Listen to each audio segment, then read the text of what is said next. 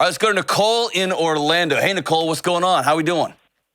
Good. How are you? Outstanding. What are you doing? I am. So I have a question.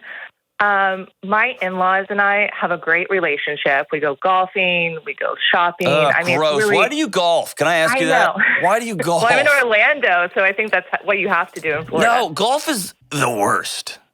Here's the thing. The only thing worse than golfing is cat people. And I just realized I'm not a cat person, so. Are you a dog person? Yes, I am. All right, that's redeeming quality. I'm back. All right, so you can golf as long as you got a dog with you. Okay, so you're a golf. I just lost half the internet, by the way. That's awesome. All right, so you golf with them, you shop with them. Right. We have a great relationship. I just feel like my husband and myself have a very surface level relationship with them. You know, they don't understand like any hardships that we're going through, or we don't understand any hardships they're going through. And in return, we kind of live in this like blissful optimism life. And it's just not, it's just not real life. Sounds so good for an in-law relationship. All right, but then in return, I am, going through hard things with my parents, and they're so supportive.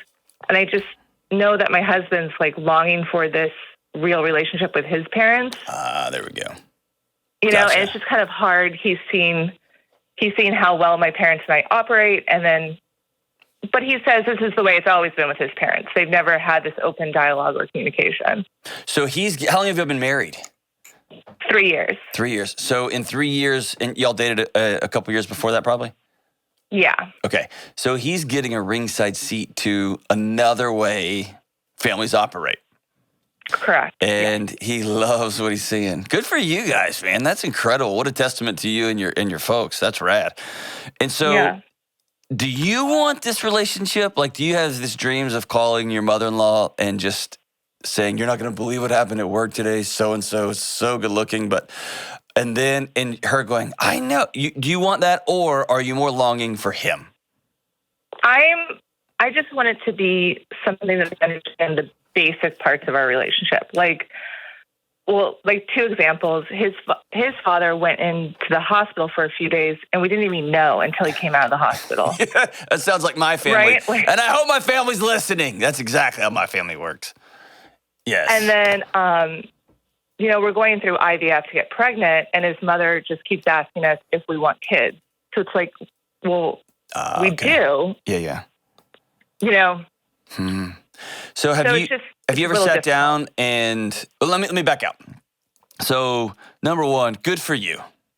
Most people that I talk to, either on this show or off this show, especially off the show, want to distance themselves from their mother-in-law. Like just want to back out of this thing completely, or their father-in-law, or whatever.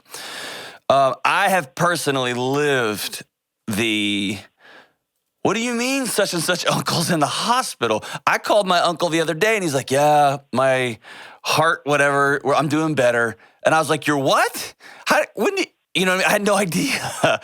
And so, and then I complain about it, and then I get like a text, right?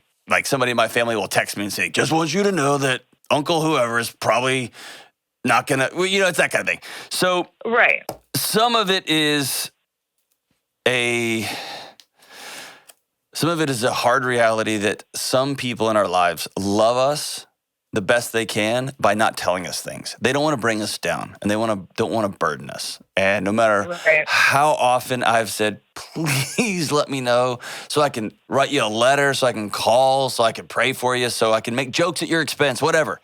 Please let me know. Their first instinct when something goes wrong is, I don't want to bother anybody. And it drives me crazy, but it is what it is. The other stuff, here's what I think. I think just like your husband didn't have a picture of what this could look like until he got to see it in action, my guess is your in-laws are very similar. They don't know what it's like to sit down and have a friend relationship or a deeply connected family relationship. No one's ever shown them that. Have you ever sat down and called your mother-in-law and said, hey, I'd love to just talk to you about what we're going through and ask your opinion? Have you ever experienced this? Do you know anybody who's experienced, and open up on your side too? Here's the horrors of IVF. Here's how much we want kids. Here's how expensive it is. Here's how every doctor appointment, our hearts are beating fast and we're clenching our fists, and open up to her in that way. Have you ever tried that?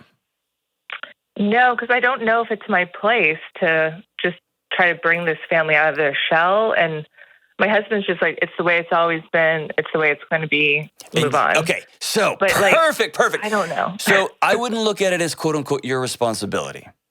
Your responsibility is not to change other people. Your responsibility is to be true to Nicole. And being true to Nicole is you want people in your life that are going to walk alongside you and that you are going to walk alongside. And the way we do that is not by, I don't know if they want, if I want. I'm going to just be true to myself, and I'm going to open up and go first. And even if it means, hey, I know I'm your daughter-in-law and this is weird, but I need someone to talk to about this.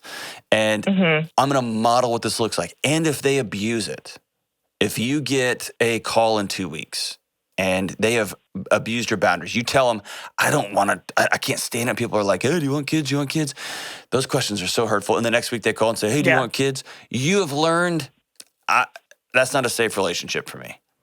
But you are holding back parts of you because I don't know if it's my place. And what that leads to is secrets, and secrets lead to resentment, and resentment leads to, well, screw you, I'm doing my own Christmas, right? And that's no way to live. And I wholeheartedly reject with all of my heart the quote, it's always been that way. Okay. I wholeheartedly reject it. Now, I may go all in and realize they're not going to, they have no interest or no skills in changing. That's fine. But I reject, that's the way that's always been. Yeah. That's how family trauma stays family trauma. That's how people grow up. And what will happen is your husband will recreate this with y'all's kids. That's what I'm worried about. Yes. So you go first. That's what the word vulnerability means. It means I could get hurt in this deal, but I'm going to go anyway. All of this is a risk, but I want to model what this looks like. And it is not your responsibility to change them. It's just your responsibility to be fully Nicole everywhere. That make sense? Okay. Yeah. And God almighty, here's the thing. Nicole, I want you to leave your email with Kelly, and I'm going to send you $100 every time I say the words, does that make sense? Now, I'm not actually going to pay you, but I'm just going to say it out loud in my head. I'm going to keep a running total. I'll probably never send you any money, but I've got to stop saying, does that make sense? Because that's ridiculous. But does that make sense? Yes. Okay, good. There's $100. So what's the takeaway today? What are you going to do?